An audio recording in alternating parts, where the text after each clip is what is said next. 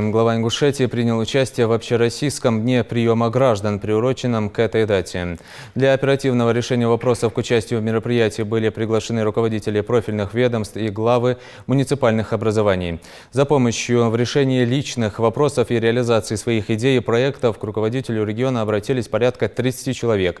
Так, Джабраил Цароев от имени жителей сельского поселения Южное попросил о содействии в проведении дорожного покрытия на улице имени разведчика Абдуллы Цароева в надлежащее состояние. По итогам обсуждения вопроса глава Ингушетии поручил районной администрации разработать проект, предусматривающий строительство качественной дороги с дренажной системой, и после прохождения соответствующих процедур согласования реализовать его до 1 мая 2020 года. 25 апреля приеду и сам проверю, как выполнены работы, подчеркнул он.